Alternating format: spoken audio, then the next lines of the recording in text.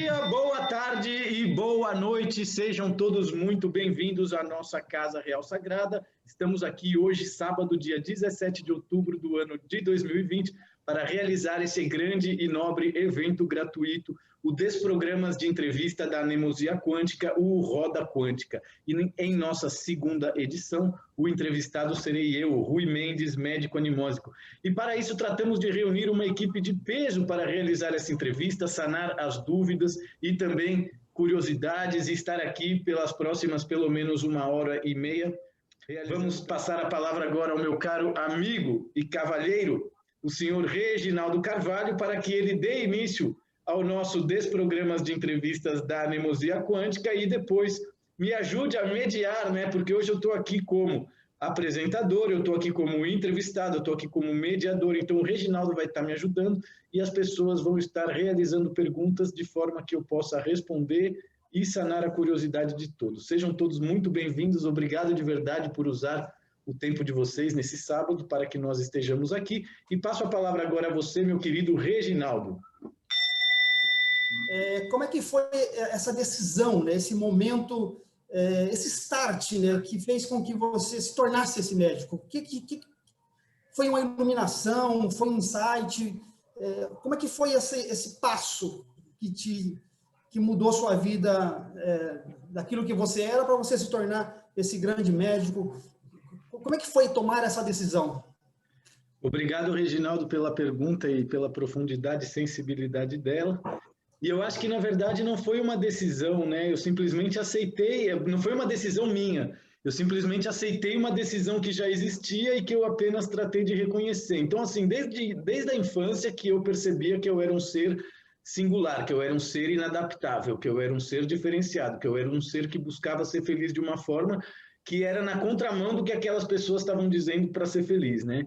Então, assim, perceber que eu era uma pessoa singular aconteceu muito cedo. Porém, o tema do médico animósico, ele aconteceu exatamente em Ibiza, a partir de Ibiza, né? Por quê? Porque eu conheci uma médium, o marido dela tinha uma dor nas costas, ela dizia fazer a leitura galáctica da identidade das pessoas, ela era amiga de um amigo na época, estava na casa dele, e aí eu tratei as costas do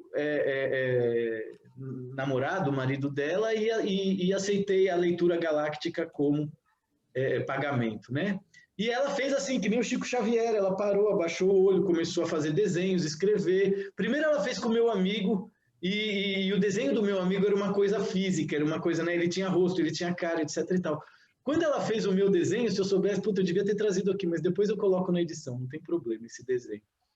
Quando ela fez o meu desenho, não tinha rosto, não tinha forma, só tinha mãos e cores, né? E ela fez assim, que nem o Chico Xavier, pô, temos aqui um médico animósico da constelação de Sírio, elemento preposto pela reestruturação planetária. Ela falava tudo em um italiano meio espanholado, assim, um sotaque bem raro. E claro, eu achei aquilo tudo bonito, eu achei aquilo tudo bacana, mas eu realmente, né, era uma pessoa assim, né, mais preocupada, ou seja, tá, legal, bacana, mas precisa trabalhar, precisa fazer as paradas. Depois dessa temporada de trabalho em Ibiza, desse evento, entre outros eventos que passavam, eu comecei a viajar e durante as viagens eu comecei a ter eventos, né, passar por eventos, passar por experiências que começaram a fazer a questionar, que cada vez mais eu me parecia com aquilo que aquela mulher dizia que era o meu destino, né? Começar a curar a partir do ano de 2010, criar uma técnica medicinal terapêutica, fazer leituras, médico animósico, nanana. E aí chegou um momento que eu comecei a questionar isso, graças aos eventos que tinha, eu comecei a questionar, cara, o Rui, né, O Rui, nossa, tem alguém cantando aí. O Rui é uma invenção, na verdade, para poder habitar essa Matrix, tá ligado? E a minha missão é realmente entrar em contato com isso, né, que veio à tona. Porque isso que veio à tona do médico animósico é apenas a superfície de algo muito mais profundo, né, que eu vim descobrir o que era depois, através da Casa Real Sagrada de Sírios, através do grupo de sábios. Então, assim, tudo começou com o médico animósico lá em 2008 e através das viagens. Entre 2008 e 2010, eu não acreditava em nada disso, mas os eventos que aconteciam na minha vida deixavam claro que isso era real e provavelmente mais real do que a minha vida, como o Rui Sérgio Mendes Castilho, nascido no Brasil, filho da Maria Célia Coivanir, irmão do Paulo e do Pedro, entende? Então, foi mais ou menos dessa forma que a coisa aconteceu. Mas, assim, isso foi o começo, né? A coisa não parou aí, a coisa segue até hoje. Tem canalização no blog toda semana. Hoje em dia tem 2 lives.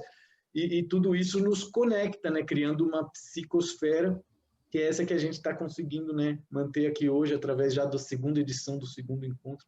Mas, basicamente, a resposta é essa. Tudo começou em 2008 e se confirmou em 2014, através da... Porque uma coisa foi a canalização mediúnica da mulher que disse que eu era o médico animoso, que eu não acreditei. Só que aí os eventos posteriores que vieram me fez entender que aquilo poderia ser mais real, né, do que a minha própria existência. E aí, em 2014, houve o evento de eu incorporar 9 entidades na cama com a minha ex-esposa e passar a madrugada inteira falando coisas, etc e tal, o grupo de sábios, a Casa Real Sagrada de Sirius Grey Alpha. E, então, assim, foi algo que passou entre 2008 e 2014, meu caro Regis. Maravilha. Eu fiz essa pergunta porque, às vezes, né, nós temos essa dificuldade de... Nós, né, às vezes, nós temos um grande chamado, vamos dizer assim, né, um propósito de vida, e temos essa dificuldade de tomar essa decisão, né, de fazer essa escolha que vai mudar a sua vida radicalmente, né? Porque muda radicalmente, né? É como se você saísse de uma toca, saísse de uma caverna e mudasse radicalmente. Então, a pergunta ela é muito pertinente para mostrar para nós aqui claro, que é uma missão de vida, né? É o seu propósito de vida, como dizer que é o seu dharma, né? O seu cumprimento de missão aqui como um ser encarnado. E apareceram pessoas na sua vida que foram te dando esses sinais, né? A mulher que fez a canalização, a incorporação, que eu acho que é bastante legal isso. E para a gente que às vezes temos essa dificuldade, né, de tomar uma decisão, né, de fazer uma escolha, né, para mudar a nossa vida, de cumprir o nosso dharma, de fazer a nossa missão aqui na face da Terra, às vezes é bom ter experiências e noção como que aconteceu na sua vida. Legal, mas... Só uma coisa que eu queria dizer, isso que começou em 2009, né, e se formalizou em 2014, seguiu acontecendo, na verdade, e segue acontecendo, né, ou seja, o meu matrimônio, o meu divórcio, a morte da minha mãe, o nosso encontro aqui, a criação do Roda Quântica, né, a nova linguagem através do qual o blog trabalha, tudo isso é a influência desses seres, digamos assim, abrindo trilha, né, com facão na mata, e por isso que nós somos tão poucos, porque não é todo mundo que quer abrir trilha com facão na mata, né? A maioria do pessoal quer morar na cidade, pagar um aluguel, ter um trampo, né? E tá tudo certo, mas isso é um resultado que nem todos conseguem ter, por isso que tem tanta pobreza, tem tanta favela. Então, assim, não existe caminho para o Dharma, né? Como dizia o Gandhi, parafraseando o Gandhi, não existe caminho para o Dharma é o caminho. E por que as pessoas não encontram o Dharma? Porque elas se recusam a pagar os próprios karmas, né? Elas fogem do karma, elas querem criar uma plástica publicitária de si mesmo. Legal, legal. Acho que é isso, né? Está bem aí esclarecido. E eu me lembro que teve aquele período, né, quando eu te conheci bem lá atrás, e aí ficou aquele vácuo, né, que foi o momento em que você abriu o restaurante e tal, eu senti, né, a ausência, às vezes, de alguns vídeos, das suas interações, vinha, né, você fazia algumas lives e tal, mas era mais a questão do restaurante e tal, mas mesmo assim, são momentos, né, que passa pela nossa vida que serve tudo de experiência. Mas nós agora vamos continuar aqui a nossa roda quântica e vamos ouvir a nossa querida Cris Miller com a sua primeira pergunta, ao nosso grande médico e ao nosso grande entrevistador aqui, que eu sei que a Cris tem uma pergunta bem interessante para abrilhantar aqui a nossa roda quântica. Amiga transdimensional, seja bem-vinda. Menos, mestre, menos. Tu tinhas comentado agora que foi ali por 2008 que as coisas começaram por ti, né? E eu lembro que eu acho que foi mais ou menos ali por 2010 que eu comecei a acompanhar teu blog. E eu lembro de um post que você fez em 2011 falando sobre uma viagem que você fez em 2009 para a Turquia, que você foi conhecer ali a região da Capadócia, né? Que é uma região muito legal. E eu queria saber, assim, como é que... quando tu chegou lá, assim, o que te fascinou e se teve algo que te decepcionou e se a viagem foi como tu esperava, assim, como é que tu poderia dizer sobre essa viagem, que eu acho que como era 2009, ali também estava no começo do teu desenvolvimento teu aflorar ali, né? Se pudesse falar um pouco sobre essa viagem. Claro, é porque assim, a viagem para, né, não só a viagem para a Turquia, né, mas assim, eu tinha um compromisso, eu vinha da Índia para a Europa e eu queria trabalhar pelo menos uns 5, 6 meses em algum lugar da Europa para depois sair de viagem e eu sempre quis conhecer a Turquia, né? E assim foi feito, isso foi uma coisa muito bacana, assim, como se os meus guias quisessem mostrar, né? Se você tiver um projeto, se você tiver um deadline, se você tiver, né, compromissos, as coisas vão acontecer da maneira que você quer. E dessa forma, né, eu tinha passagem de volta para o Brasil da Europa depois de um ano.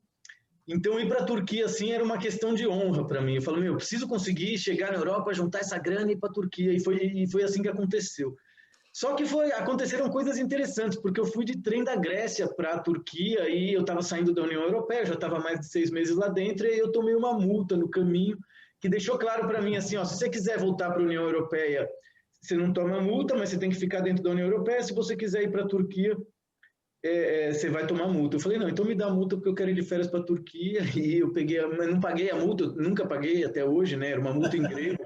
Eu dizia que a multa era a nota fiscal de que eu tinha pagado. Então ir para a Turquia foi um desafio desde o início, né? E eu tinha essa coisa de querer conhecer a Capadócia, porque eu tinha lido uns livros de história, né? São Jorge, etc e tal. Sempre gostei muito do cristianismo. Então eu tinha claro que eu queria ir para a Capadócia. Fui lá para a Capadócia, fiquei umas 3 semanas ali. E fiquei impressionado justamente por quê? Porque o turco, ele é de uma humanidade mais rupestre, né? Digamos assim, ele é mais raiz, assim, não existe viadagem na Turquia. E aí eu fiquei impressionado, assim, primeiro, com as cidades subterrâneas da Capadócia, né? Porque ali eles têm cidades subterrâneas que funcionam, assim, tipo, 10 andares para baixo. Então, ali começou todo o lance do reptiliano, né? Foi depois que eu viajei tudo isso e não sei o que eu cheguei em Madrid para morar em Madrid, que eu comecei a conhecer o David Icke, não sei o que, o nananã.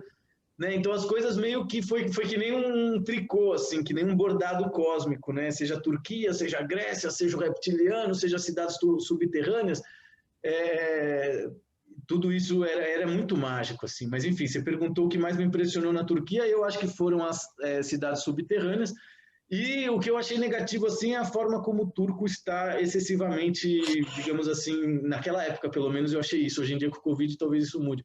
Mas, assim, os turcos, apesar de serem excelentes pessoas, excelentes cozinheiros, etc e tal, é como se eles tivessem, ou o europeu em geral, né? Como se eles tivessem se prostituído para o turismo de uma maneira que eles tivessem perdido a própria essência, né? Já não vivem na tranquilidade. Tipo, o lance do turismo, do dinheiro, é muito mais importante do que a paz.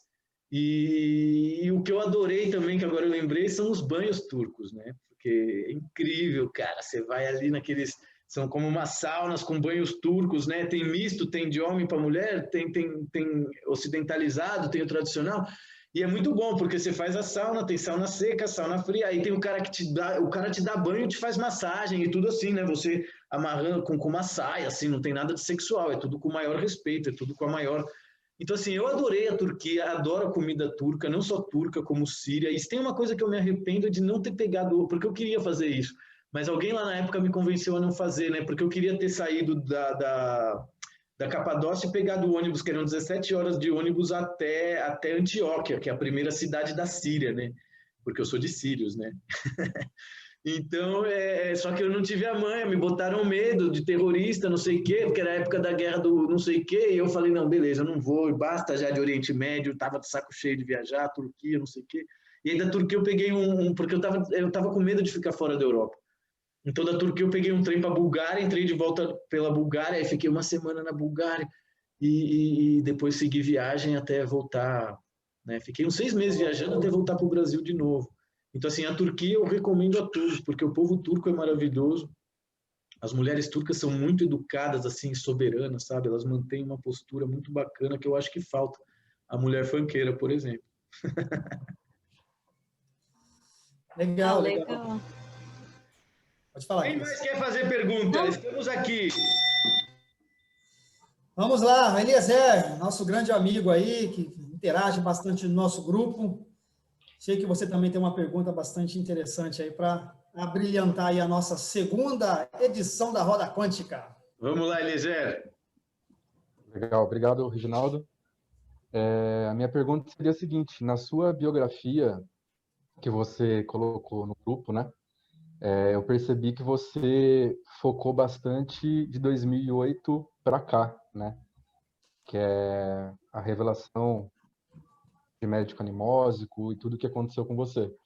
A minha pergunta é, você acredita que quem você é hoje tem uma influência tanto do que aconteceu de 2008 para cá, em relação à sua infância também? Ou seja, por que você não colocou aspectos da sua infância, pessoais, na sua biografia? Tem algo traumático aí? Tem, eu acho que eu acho que a maioria dos aspectos da minha infância são traumáticos, então eu não valorizo o meu currículo, eu me apresento baseado naquilo que aconteceu na infância, né? Justamente porque o que importa não é a infância, o que importa é, né, a profissão, o êxito, né? Isso que, então eu fiz aquele release baseado nisso. Mas eu não tenho nada para esconder da minha infância, assim, minha vida é um livro aberto. Se você quiser que a gente fale da infância, podemos falar sem problema nenhum. Se você quiser falar alguma coisa da sua infância. Nada especial, eu fui um garoto assim, né? Tanto assim, eu acho que eu fui 50% feliz, 50% traumatizado. Eu era filho de uma mulher que, a princípio, era extremamente amorosa e atenciosa, mas que eu acho que, graças às próprias crenças cristãs, o modelo mental e etc., foi enlouquecendo, né? Foi enegrecendo e perdendo luz.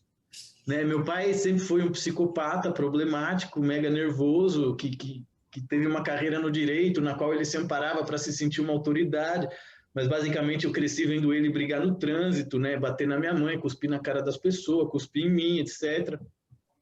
Bater em mim. Então, assim, houveram muitas coisas que eu acho que a maioria das crianças, se tivessem passados assim, delinquiriam e não conseguiriam perdoar, porque é muito difícil.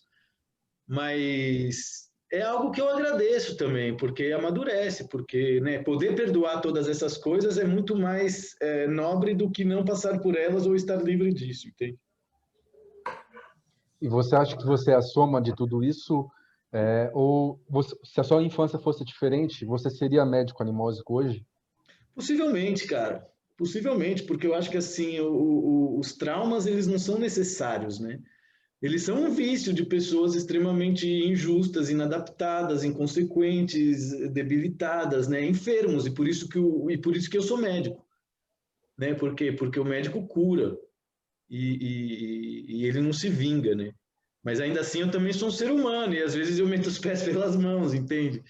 Então é algo interessante, mas eu considero assim que eu sou filho do caos e da destruição e por isso eu nasci, né? Porque o caos e a destruição eles precisam manifestar o seu direito de argumento. Entendi. Legal, Obrigado. legal. Quem mais? Quem quer fazer a próxima pergunta? Olha lá, Vanessa, a mulher mais linda dessa roda quântica.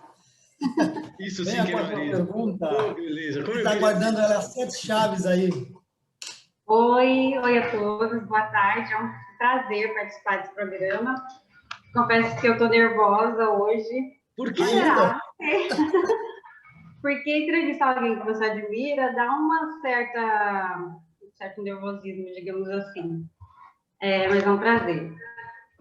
Rui, você agora está com 40 anos, muito bem, por sinal. Parabéns. Nem me lembro, obrigado. Tá lindo. Mas se você pudesse voltar no tempo e você encontrasse com um Rui de 18 anos, o que você, agora, com toda essa bagagem que você adquiriu, que conselho você daria para o Rui de 18 anos? O que você falaria para ele, olhando nos olhos do Rui de 18? Tem uma parte de mim que diria assim, mano, vai fundo. Mas tem uma parte de mim que diria assim, mano, pega leve, tenha paciência, fecha a boca, aprende a não falar tudo. Tá ligado? Porque se assusta. Eu acho que principalmente isso. Só para lembrar, estamos a 10 minutos do final desse bloco, mas tudo bem, ainda temos tempo, mas enfim. Eu diria isso, assim, porque tem coisas que realmente eu me arrependo, mas eu acho assim que eu me perdoo pelos meus erros. Então não tem nada assim que eu queira fugir. Não tem nada assim que isso não podia ter acontecido, né? Por exemplo, uma coisa que eu não gostaria que tivesse acontecido foi a porrada que eu tomei lá com o soco inglês dos punk, que deixou todos os meus dentes tortos, né? Então você falou 18 anos. eu gostaria de voltar aos 15 e falar assim, cala a boca, porque vão quebrar seus dentes, tá ligado? E assim aconteceu. Então, isso é uma coisa que eu gostaria, mas eu também penso assim, cara, que os traumas, eles têm que ser liberados, né? Então, eu acho que tanto trauma... Porque uma vez aqui no bairro também eu caí de skate, cara. Fiquei com o quadril todo roxo, assim, né? E foi um dia antes de eu fazer uma terapia de regressão. E aí, naquele dia da terapia de regressão, eu vi o meu pai, que era uma criança, dando uma facada em mim pelas costas no pulmão, né? Então, eu acho que eu tive aquele acidente de skate justamente para liberar um trauma através de uma queda e um trauma físico, né? Que era uma coisa ancestral tremenda, que se eu tivesse consciência naquela época de saber, puta, meu pai já me matou, talvez eu não quisesse mais viver e passasse a vida em depressão. Então, assim, eu não... Apesar de ter colecionado alguns traumas assim, eu consigo compreender a necessidade deles, de forma que eu não tenho que fugir, né? Como eu digo sempre, do ponto de vista da consciência, toda mulher é um homem em fuga, todo homem é uma mulher feliz, né? Então, assim, eu sendo a consciência que sou encarnado num corpo físico masculino, eu percebo que eu posso fazer todas as coisas que eu gostaria quando a minha consciência estava encarnada num corpo de mulher e não podia. Então, eu quero poder perdoar, né? Então, o que eu diria para o meu duplo etéreo de 14, né, 15, 18 anos, eu diria, mano, perdoa, pega leve, fecha a boca, tá ligado? Porque você assusta as pessoas, você vai perder sua mãe, você vai perder seu irmão, você vai perder o carinho e a atenção de pessoas que são importantes para você, ainda que não pega nada, eles são malucos, eles são farofa. Se você perder isso, eles vão aprender pra caralho com isso também, porque você está fazendo isso em nome da sua lucidez, você está fazendo isso em nome da sua saúde mental.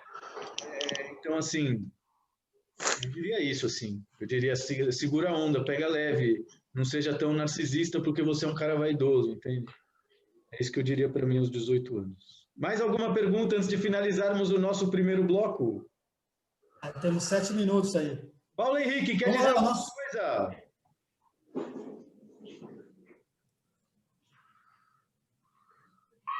Ele tá com o microfone desativado. Agora tá ouvindo? Estou ouvindo. Agora Quer fazer sim. alguma pergunta antes de finalizarmos e voltarmos, Paulo Henrique? Sim, boa tarde. Boa tarde a todos. Boa tarde. Eu queria te fazer uma pergunta que está na minha cabeça há muito tempo. Você foi banido? Você foi banido? O que você era antes de ser médico animósico lá em Sirius? Porque eu li uma vez no seu blog e você falava sobre o seu gênio bélico, que isso atrapalhou. Você era mais útil aqui do que lá. Sim, na Vamos dizer verdade, assim, na na matéria. verdade existe uma parte da minha encarnação que se dá justamente como uma forma de castigo, como uma forma de penitência, justamente porque tudo que acontece aqui nessa encarnação era algo do qual a minha consciência achava que estaria livre, né? Então, por isso que eu sofro tanto, para fazer marketing, para fazer amigos, para ser compreendido, né? Por quê? Porque a minha consciência não pertence a essa realidade, mas ela está aqui, ela está aprendendo com isso. Então, assim, existe. Não é que eu esteja aqui para pagar karma, né? Porque eu encontrei meu dharma. Mas existe uma parte da minha consciência que foi, digamos assim, obrigada a estar aqui justamente porque ela é muito arrogante, ela é muito imperial, ela é muito monárquica, né? E eu não escondo isso de ninguém e peço desculpa pelas pessoas que se ofendem com a minha arrogância. Obrigado, Paulo Henrique. Christian Pereira, faz alguma pergunta antes da gente finalizar esse bloco e depois vamos lá para o meu amigo Lucas. Boa tarde a todos, e é uma honra estar participando da segunda edição do Roda Quântica aqui, e eu fiquei bem feliz por estar nessa edição aqui, e é difícil você fazer uma pergunta para um cara que fala tudo, transparece tudo o que sente, fala no blog, fala nas lives, sabe? É difícil você formar pergunta para o Rui, sabe? Então, a primeira pergunta que eu ia fazer, o Regis acabou fazendo, né? Que era sobre como ele se tornou médico animósico lá da... deixa eu dar uma olhada aqui. Lá com a mulher de Elisa, né? Ele já acabou respondendo, né? Então, tem uma pergunta que eu gostaria que o Rui respondesse, que é qual que é a melhor lembrança dele de todas as viagens, de todas as coisas que ele passou, qual que é a melhor lembrança que ele tem e o porquê dessa lembrança. Eu acho que a melhor de todas as minhas lembranças, tem muitas, né, cara? Porque foram muito tempo viajando, assim. Mas eu acho que foi o matrimônio, porque foi o melhor. Eu acho que foi, depois de tanto tempo viajando, encontrar alguém que você acha que é o grande amor da sua vida e casar com ele, foi o melhor que me aconteceu, ainda que não fosse verdade, né? Mas ainda segue sendo a melhor experiência que eu tive e o melhor que aconteceu na vida. E o que o teu matrimônio te agregou como pessoa, assim? Puta, o meu matrimônio, ele serviu como um espelho, assim, né? Porque eu acho que antes do meu matrimônio eu não era capaz de compreender as minhas falhas, os meus defeitos, né? Da forma como durante ele eu compreendi. Então, acho que o matrimônio ele é fundamental, assim, para que as pessoas queiram passar por um processo de autoaperfeiçoamento. Então, assim, o processo do matrimônio que durou 6 anos, ele começou, assim, de uma maneira muito mendiga, né? Justamente porque eu estava fudido, tentando trabalhar, ela também havia acabado de chegar da Itália, e graças à união, graças ao amor, graças a querer estar junto mais do que querer estar trabalhando, fazendo as coisas, etc e tal, a gente começou a aprender uma forma de existir muito mais humana, muito mais divina, muito mais familiar, muito mais terapêutica do que aquele desespero todo, né? De quem quer sair na balada, de quem quer fazer festa, de quem quer trabalhar e pagar, enfim, ele me fez voltar para dentro, assim, né? Então, eu acho que é o que todas as pessoas nesse planeta deveriam fazer e passar. E por isso que a cultura gay e o transexualismo, ele é, né, a prioridade das nossas elites, porque através do matrimônio eu acho que as pessoas se empoderam de uma maneira que que a sociedade fica ameaçada, entendeu? Obrigado, Rui, pela tua resposta. De nada. Meu caro Lucas, gostaria de dizer alguma coisa antes que nossa ligação caia, mas já voltaremos. Sim. Completando, boa tarde a todos aí também. Prazer estar Bem-vindo, obrigado participando. por estar aqui. E completando meio que, né, para entender mais um pouco do que o Christian estava perguntando para você, Rui.